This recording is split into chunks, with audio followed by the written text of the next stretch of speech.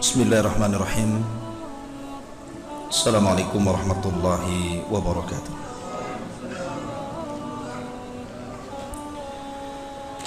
Alhamdulillah wassalatu wassalamu ala Rasulillah wa ala alihi wa sahbihi wa mawalah wa la hawla wa la quwata illa billahi wa ba'du.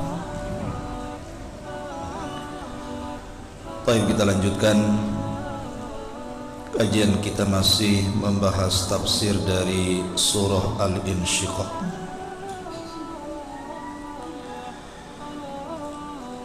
A'udzubillahi minasyaitonir rajim. Bismillahirrahmanirrahim. Fala uqsimu bisyafaq wal laili wa ma wasaq wal qamari idza tasaq latarkabunna tabaqan an tabaq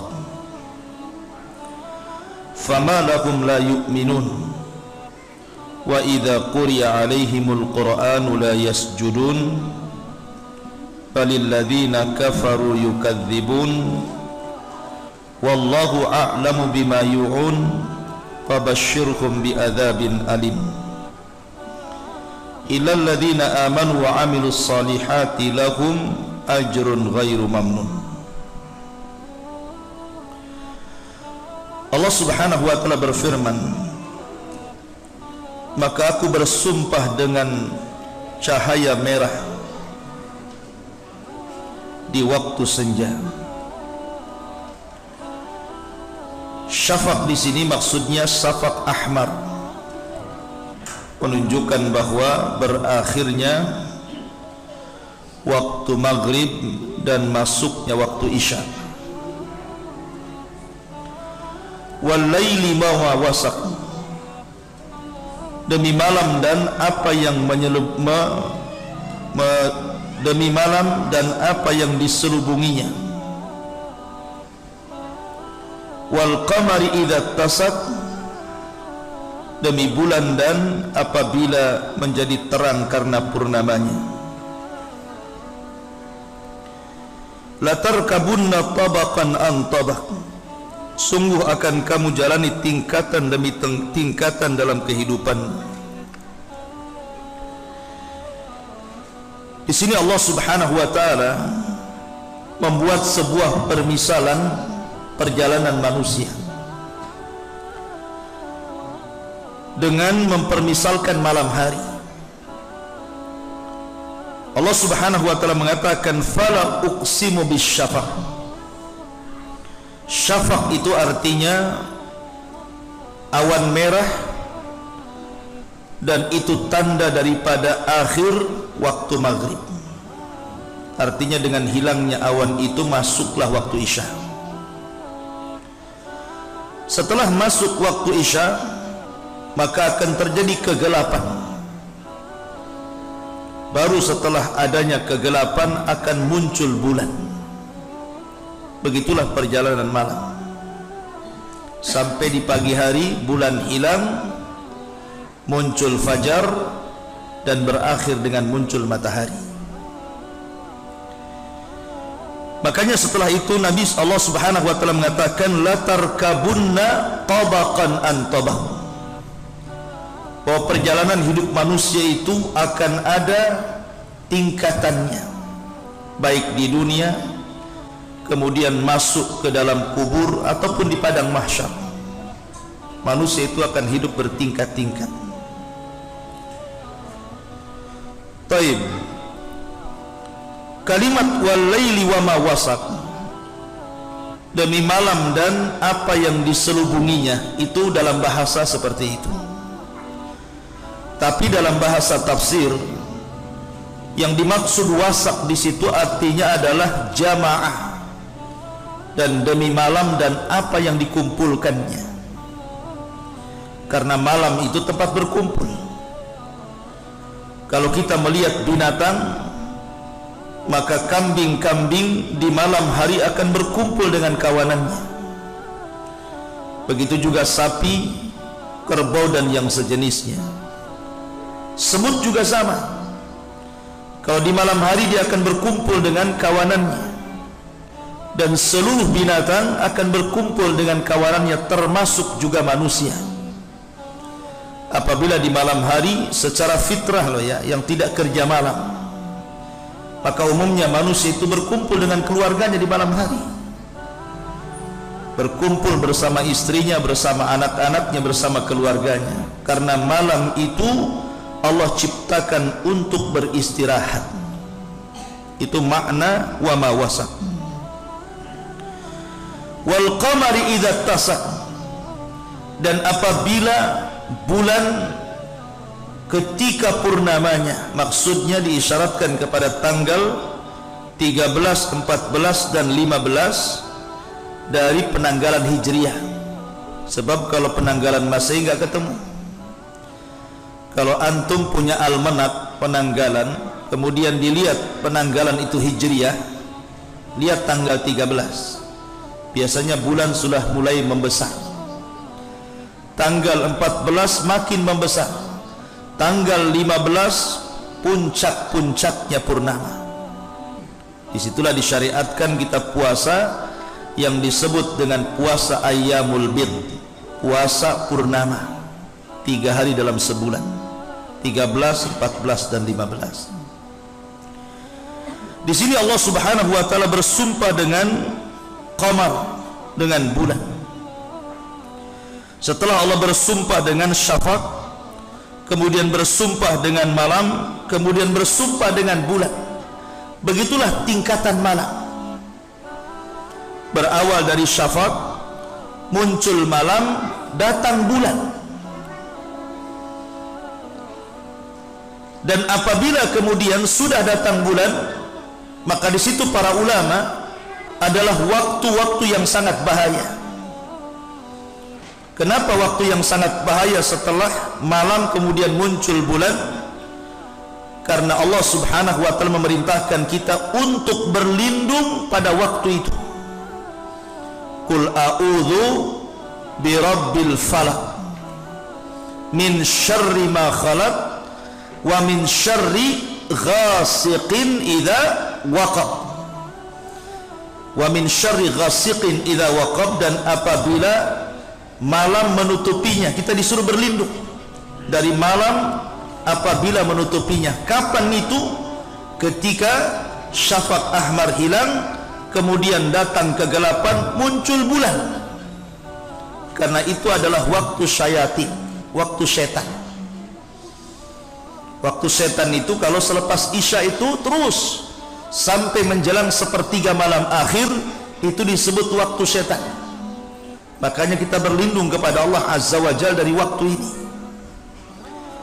Karena setan di malam itu mereka akan tala'ub, akan bermain-main, akan membuat orang lalai untuk tidak tidur, akan membuat orang lalai untuk dibuat maksiat, akan membuat lalai untuk dibuat melihat sesuatu yang tidak ada faedahnya.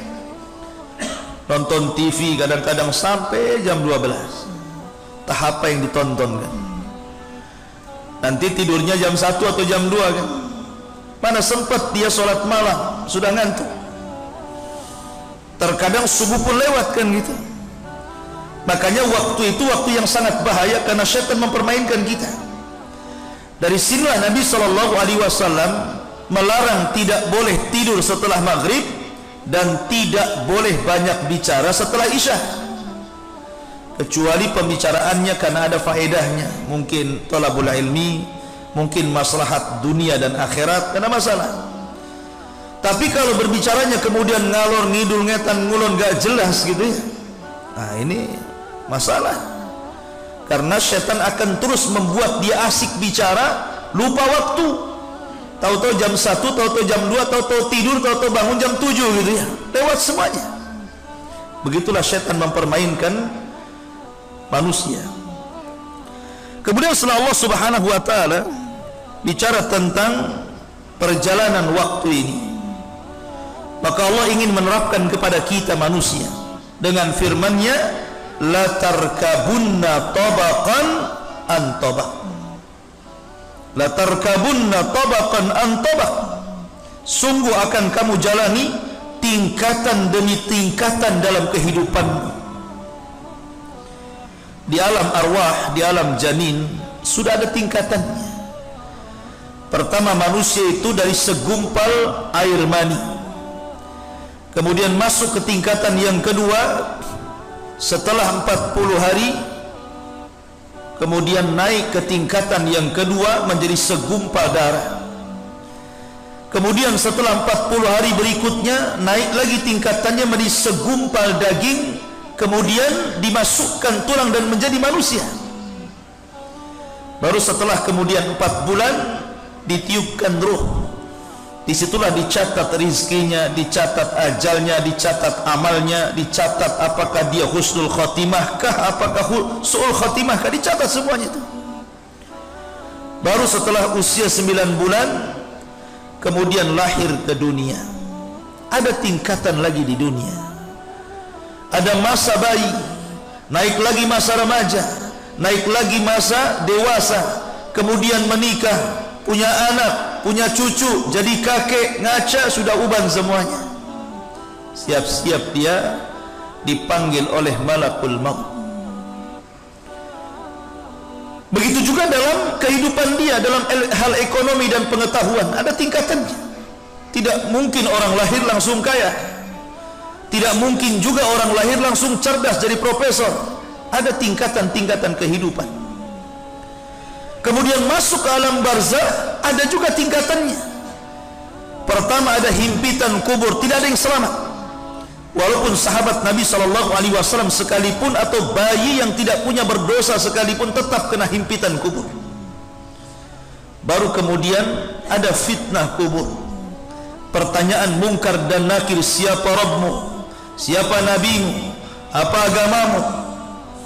Kalau dia bisa menjawab, naik ke tingkatan nikmat kubur, diluaskan kuburnya, dibukakan pintu dari sorga, dihantarkan pakaian, makanan, minuman dari sorga, sampai kiamat dibangkitkan. Kalau dia tidak sanggup menjawab, naik lagi kepada azab kubur, disempitkan kuburannya, dan dia disiksa sampai kiamat dibangkitkan. Kemudian setelah kiamat dibangkitkan, ada lagi tingkatan-tingkatan di akhirat. Mulai daripada manusia dikumpulkan, dibangkitkan, kemudian dikumpulkan. Setelah dikumpulkan, kemudian ditampakkan catatannya. Setelah ditampakkan catatannya, kemudian mulai mengambil catatannya.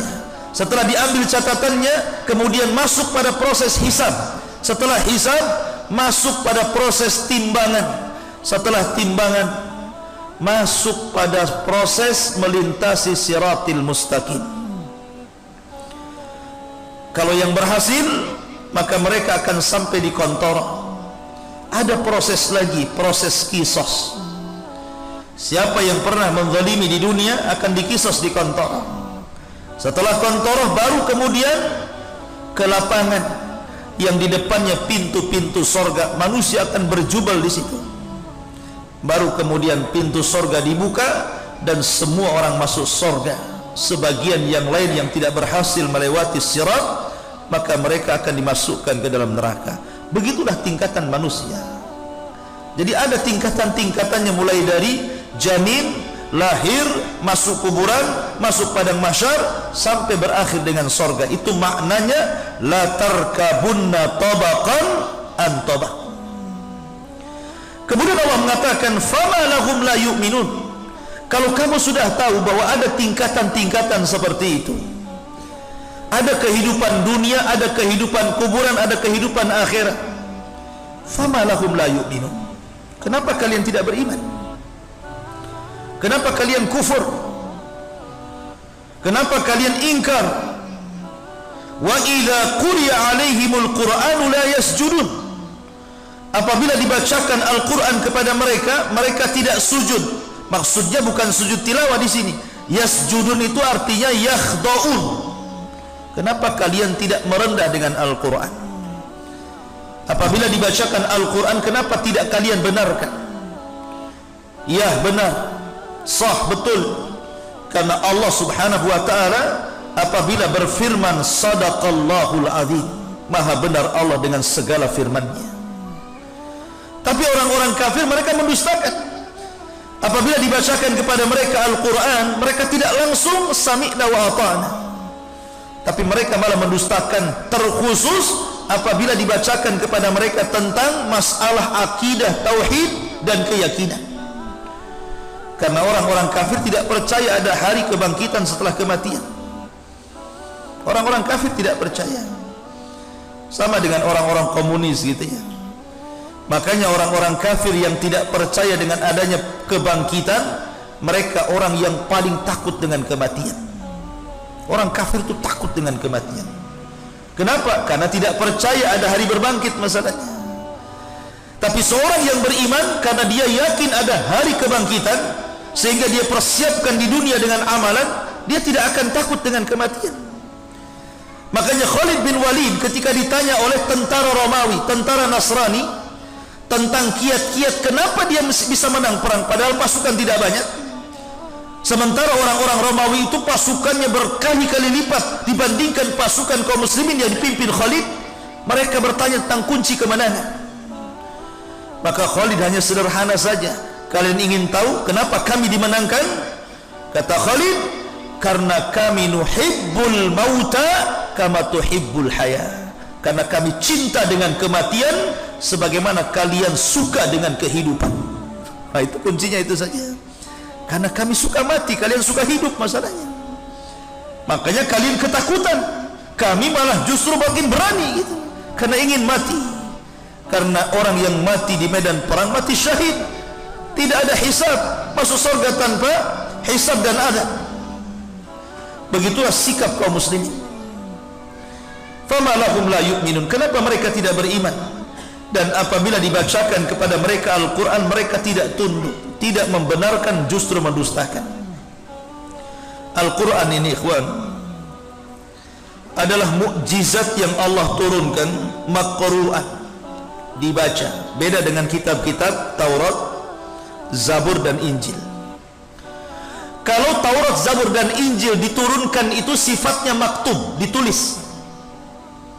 Jadi ketika Allah menurunkan Taurat, langsung ada tulisannya, ada papannya.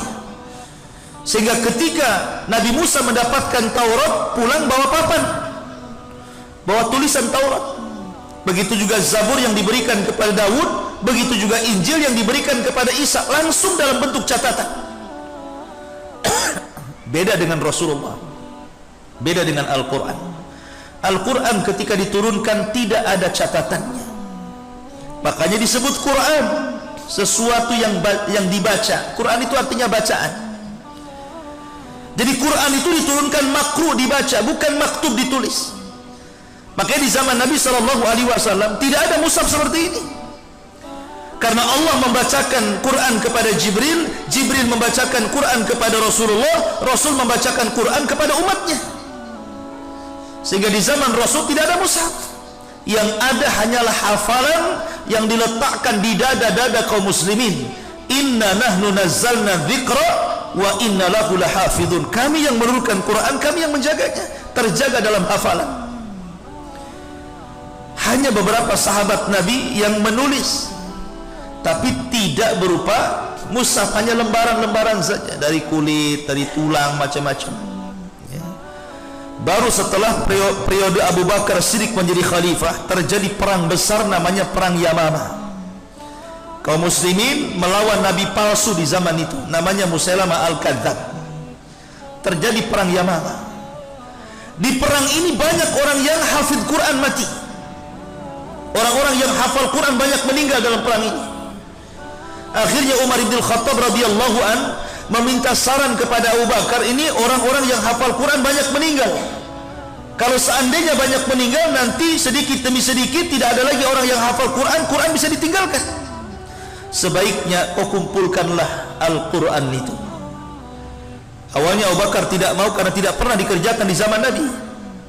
Tapi Allah berikan keleluasaan hati Abu Bakar, akhirnya menerima saran Umar bin Khattab.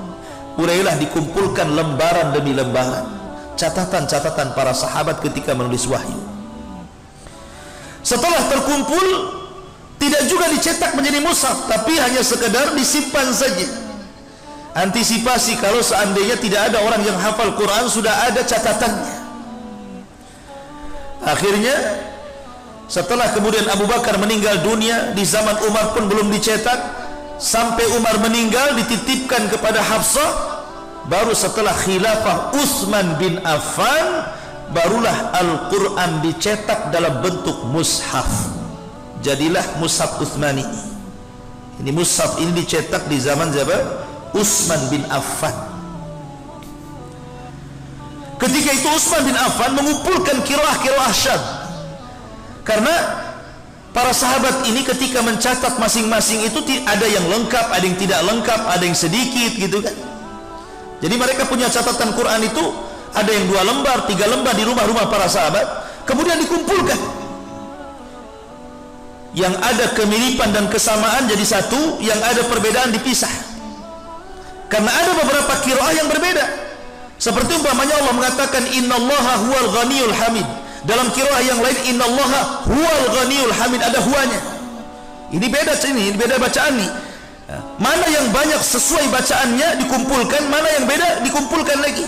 Lah yang beda ini disebut qiraatus syadzah, dibakar oleh Utsman bin Affan.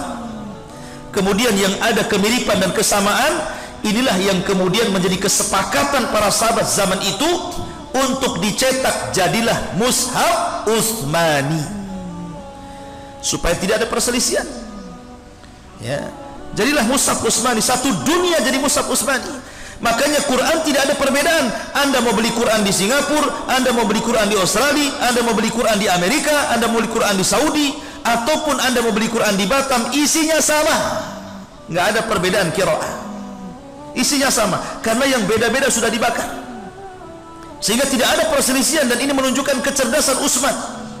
Sebab kalau ada bacaan pamannya ini satu mushaf, ada mushaf yang lain kok lain, ini ada huwanya, ini tidak ada huwanya, akan terjadi perselisihan di tengah-tengah kaum muslimin. Makanya yang qiraah yang menyelisih itu dibakar, kemudian disepakati satu qiraah saja, satu bacaan, sehingga beli Quran di mana saja tidak akan beda isinya. Itu juga yang dibaca dari Qul A'udzu, dari surah Al-Fatihah, Al-Baqarah, dan diakhiri dengan Qul A'udzu birabbin nas. Semua mushaf Quran seperti itu. Ma'asyiral muslimin yang dimuliakan Allah Azza wa Jalla. Dan ingat, dahulu para salaf itu mereka sangat memuliakan Al-Quran. Saya akan kisahkan satu kisah dari Umar bin Abdul Aziz. Suatu ketika Umar bin Abdul Aziz ini mengirim mata-mata untuk mengecek apakah ada orang-orang Islam yang ditawan oleh orang-orang Romawi, diutus utusan. Mata-mata ini rupanya ketika sampai di Romawi, ketika sampai di sebuah tempat, tiba-tiba malam-malam dia mendengar ada orang membaca Quran. Di kegelapan itu ada orang membaca Quran. Berhentilah mata-mata ini yang diutus Umar bin Abdul Aziz. Kemudian dia mengucapkan salam, Assalamualaikum, tidak dijawab sama yang baca Quran ini. Dia salam lagi, Assalamualaikum, tidak dijawab, sampai 3 kali. Akhirnya mata-mata Umar bin Abdul Aziz ini bertanya, apakah kau seorang muslim? Maka berhentilah orang yang membaca Quran dan mengatakan, ya, saya seorang muslim. Kenapa kamu tidak menjawab salam? Kemudian kata orang yang membaca Quran itu, karena saya tidak menyangka di Romawi ini ada muslim, jadi saya tidak jawab. Saya sangka semua orang kafir, saya sendiri yang muslim di sini, katanya. Kemudian didekati, rupanya orang yang membaca Quran itu buta matanya, rusak matanya. Kemudian ditanya, kenapa dengan matamu? Rupanya dia tentara dulunya, kemudian ketangkap, kena tangkap dan disandra, jadi tawanan orang-orang Romawi. Kemudian dia bercerita, ketika aku menjadi tawanan orang Romawi, maka aku dipaksa untuk menjadi Nasrani, tapi aku tidak mau. Kemudian mereka mengancam kepadaku, kalau kau tidak jadi Nasrani, ku copot kedua mata. Akhirnya tetap dia istiqomah dengan Islam sampai dicopot matanya, sampai buta dua-duanya. Dan mereka pun meletakkan aku di sini, setiap hari aku hanya makan 1 roti untuk 1 hari 1 malam. Tetapi aku sudah bersumpah kepada Allah Azza wa Jalla, Aku akan bersumpah kepada Allah, kalau aku meninggal kemudian Allah hadapkan diriku, aku bersumpah kepada Allah, aku akan mengatakan kepada Umar bin Abdul Aziz, kalau berjumpa pada hari kiamat, saksikan wahai Khalifah Amirul Mukminin, bahwa tidak ada orang muslim di tanah Rum kecuali diriku, dan aku meminta kepadamu, jadikan aku satu sorga denganmu. Akhirnya mata-mata ini kemudian pergi pulang, kemudian menemui Umar bin Abdul Aziz. Kata Umar bin Abdul Aziz, apa yang kau temui di negara Romawi itu? Maka mata-mata ini mengatakan, sungguh aku mendapati orang yang sedang membaca Quran begini. Ceritakan semuanya. Marah Umar bin Abdul Aziz ini, karena dia hafal Quran, tentara ini disiksa sedemikian rupa, bahkan sampai dicopot kedua matanya. Ngamuk Umar bin Abdul Aziz, tulis surat. Ya. Kata Umar bin Abdul Aziz, serahkan surat ini kepada Malikur Rum, Raja Romawi. Akhirnya dibawalah surat itu sampai ke Raja Romawi. Pas dibaca surat itu, ancaman dari Umar bin Khattab, wahai Raja Romawi, sampainya surat ini kepadamu menunjukkan bahwa saya akan mengerahkan pasukan besar, awalnya dari kalian dan akhirnya dari diriku. Kalau kau tidak lepaskan dia, maka kuhancurkan sampai ke akar-akarnya. Ketakutan Raja Romawi, dapat surat itu ketakutan. Ya. Akhirnya kemudian raja ini mengutus prajurit untuk mencari orang yang buta itu. Allah takdirkan sudah meninggal. Ini orang buta ini. Ketakutan lagi Raja Romawi. Kenapa? Ini gimana, apa yang harus kami lakukan? Orang yang sudah meninggal masalahnya. Akhirnya kemudian Raja Romawi minta waktu 1 hari kepada mata-matanya untuk berfikirnya, apa yang harus kami jawab untuk Umar bin Abdul Aziz ini. Akhirnya kemudian dia pun ngomong sama utusan delegasi Umar bin Abdul Aziz, demi Allah kami tidak membunuh orang itu. Dia mati sendiri karena dia banyak beramal, dia banyak sholat malam, dia banyak puasa, dia banyak berzikir. Akhirnya kelelahan kemudian mati. Wallahi kami tidak membunuhnya, katanya, saking takutnya tuh. Akhirnya, kalau engkau ketakutan dengan khalifah kami, ya sudah, bawa saja jasadnya, kamu mandikan, kamu kafankan, bersihkan, masukkan ke kendaraan, biar aku katakan kepada Umar bahwa dia tidak dibunuh, tapi dia mati karena amalannya. Akhirnya berangkatlah, kemudian sampai di kota Baghdad, kemudian diceritakan tentang kematian orang yang hafal Quran ini. Maka Umar bin Abdul Aziz kemudian meninggal, menangis, dan melihat jasadnya, mengatakan dan diceritakan nazarnya, dia mengatakan, ya, semoga aku bersama dia di sorga, semoga aku bersama dia di sorga. Begitulah orang-orang yang hafid Al-Quran dihormati di zaman itu. Kenapa? Karena Khalifah Umar bin Abdul Aziz itu hafal Quran. Sejak kecil sebelum balik sudah hafal Quran. Dia bukan hanya khalifah tapi ulama. Dia ulama fiqih. Memang betul-betul ulama yang melahirkan para ulama. Sehingga bukan khalifah sembarangan Umar bin Abdul Aziz itu. Makanya dia sangat cinta dengan para penghafal Quran. Ma'asyiral muslimin yang dimuliakan Allah Azza wa Jalla. Wa idza quri'a 'alaihimul Qur'anu la yasjudun. Balil ladzina kafaru yukadzibun. Bahkan orang-orang kafir terhadap Al-Quran mereka suka mendustakan. Mereka suka mendustakan. Terkadang hati orang kafir itu sebenarnya mereka itu yakin dengan kebenaran Al-Quran itu, tapi lisan mereka mendustakannya. Makanya Allah mengatakan, wallahu a'lamu bima yu'un, dan Allah lebih mengetahui apa yang mereka sembunyikan dalam hati mereka. Jadi orang kafir itu di zaman Nabi SAW itu meyakini bahwa Quran itu bukan ciptaan Muhammad, bukan ucapan Muhammad, tapi betul-betul wahyu yang Allah wahyukan kepadanya. Mereka yakin hati mereka, tetapi karena kesombongannya mereka mendustakan Al-Quran. Contoh saja kisah Al-Walid ibn Mughirah yang sudah sering saya ceritakan. Al-Walid ibn Mughirah ini orang yang paling kaya, kaya raya. Tanahnya terbentang dari Mekah sampai ke Taif, dan anak-anaknya sukses. Tidak ada orang kaya melebihi dia di zaman itu, di zaman Quraisy. Selain kaya, orangnya cerdas, ahli syair, pujangga Arab. Dia penasaran dengan apa yang diturunkan kepada Rasulullah. Datang dia kepada Abu Bakar dan mengatakan, wahai Abu Bakar, saya dengar sahibuka, saudaramu si Muhammad itu turun kepada dia wahyu. Bisa enggak kau bacakan kepadaku beberapa wahyu yang diturunkan kepadanya? Akhirnya Abu Bakar membacakan ayat-ayat Al-Quran di hadapan Al-Walid ibn Mughirah, dan dia menikmati, kemudian meyakini bahwa ini adalah firman Tuhan. Karena sudah keenakan dengan bacaan Quran yang dibaca Abu Bakar, dia ingin lagi membaca langsung dari Rasulullah. Ditemui Rasulullah sama dia, kemudian diminta agar dibacakan padanya Al-Quran.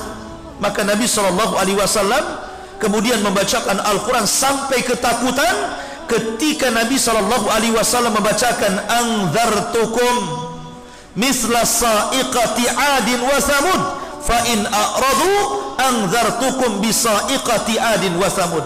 Kalau mereka berpaling dari agama yang hak ini, maka akan datang kepada mereka petir yang akan memusnahkan mereka seperti Allah musnahkan kaum Ad dan kaum Samud.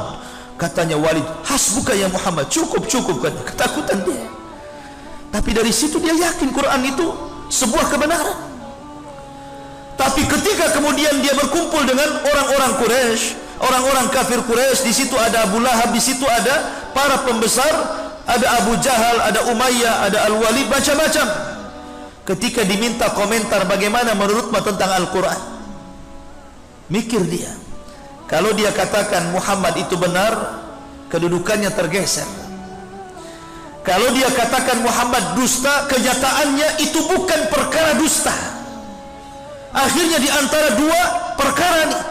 Kalau saya katakan Muhammad dusta, dia sudah menikmati Al-Quran dan memang itu firman Allah. Kalau dia katakan Muhammad itu benar, posisinya tergeser. Pusing akhirnya Al-Walid ini.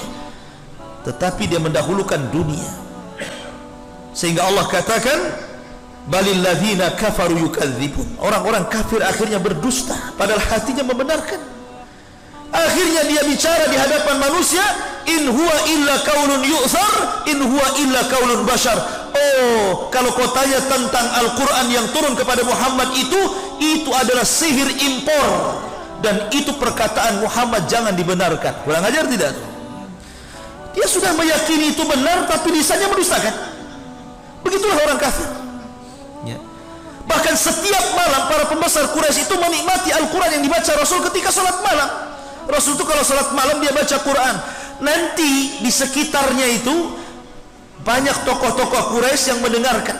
Mereka datang ngintip-ngintip, ngendap-ngendap apa yang dibaca si Muhammad itu, dan itu tidak ada koordinasi satu dengan yang lainnya. Sampai suatu malam Rasul tidak sholat malam dan tidak baca Quran. Kecewa nih para pembesar Quraisy. Abu Jahal CS ini sudah jauh-jauh datang ngintip-ngintip, tidak sholat pula Nabi. Akhirnya pulang pula berjumpa dengan kawannya yang sama-sama ngintip. Saling bertanya, kenapa kamu ada di sini? Kenapa kamu ada di sini? Kenapa kamu ada di sini juga, katanya. Akhirnya mereka ngaku bahwa kami mendengarkan bacaan Muhammad dan kami sangat menikmatinya. Maka mereka sepakat jangan sampai diketahui kaum kita. Kalau sampai kaum kita mengetahuinya, habis marwah kita di hadapan mereka. Sebaiknya kita jangan datang lagi kemari. Itu janji mereka, tidak akan datang lagi kemari. Tapi Quran itu seperti besi berani, nyedot orang. Besoknya datang lagi, besoknya datang lagi. Lihat ya. Di malam hari mereka menikmati Al-Quran, di siang hari mereka memusuhi Al-Quran. Itulah orang-orang kafir ya.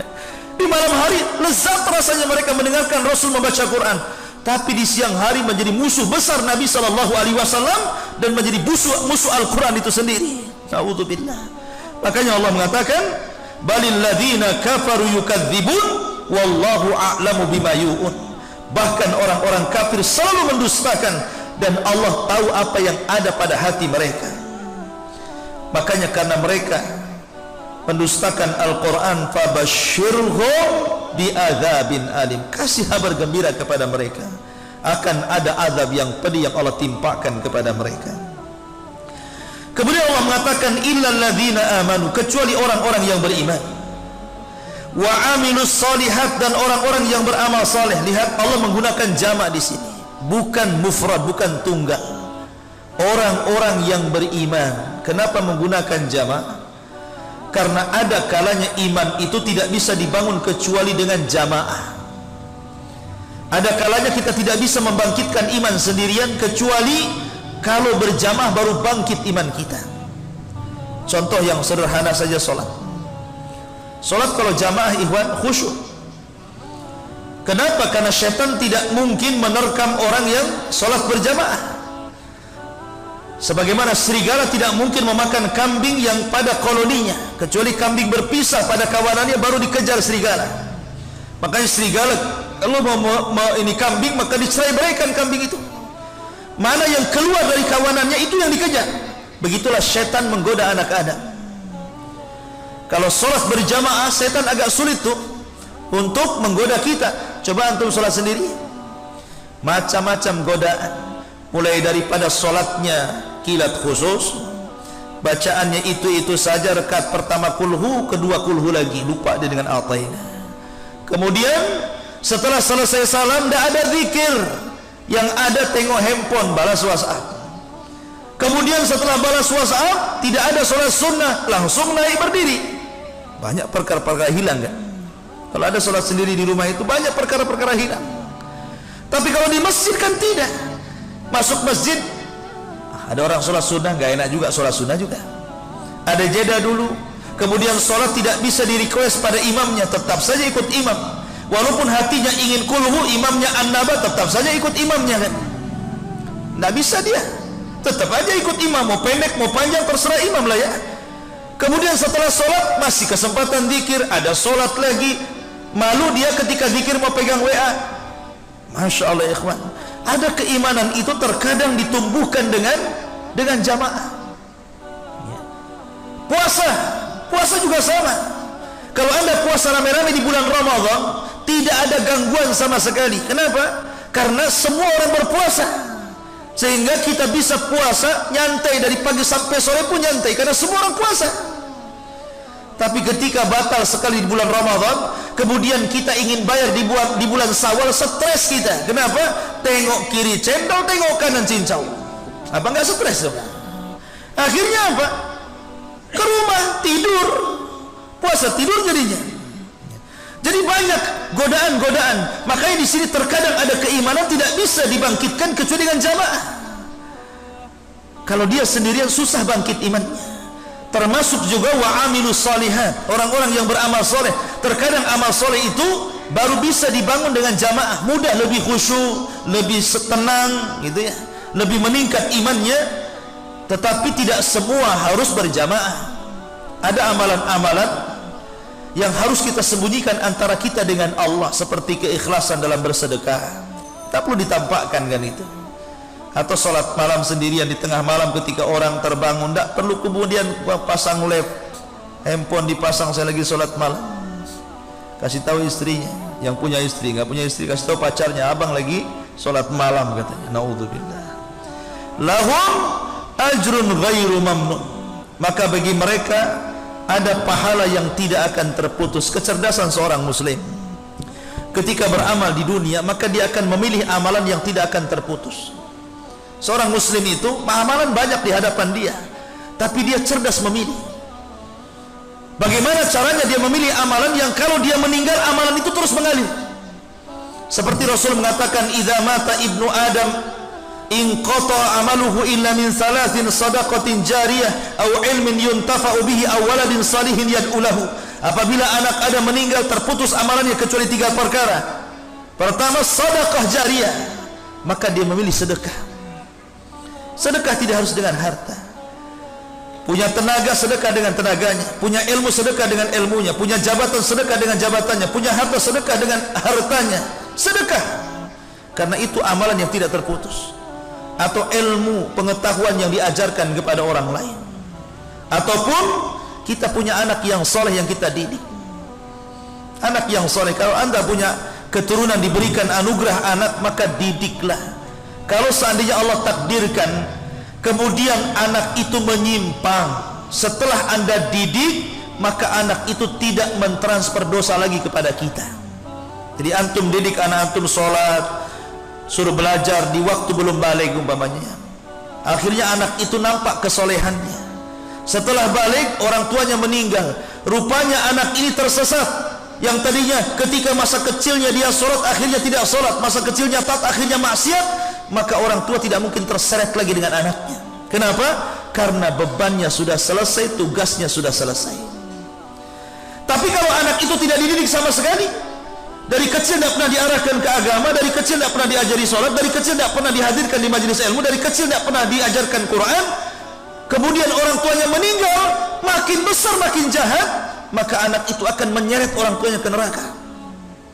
Maka supaya yang ditransfer oleh anak itu adalah pahala dan bukan dosa, maka ini anak ini harus jadi anak soleh dulu. Makanya awaladin salihin yad'ulahu, atau anak soleh yang mendoakan kedua orang tuanya. Dan tidak mungkin soleh kecuali ada yang mendidik kesolehannya. Siapa? Orang tua.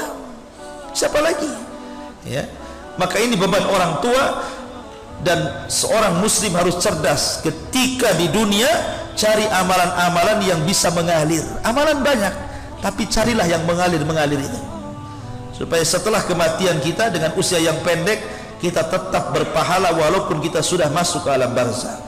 Wallahu a'lam bishawab. Ini yang disampaikan. Subhanallah bihamdika, asyhadu an la ilaha illa anta, astaghfiruka wa atubu ilaik. Allahu ta'ala alam. Assalamualaikum warahmatullahi wabarakatuh.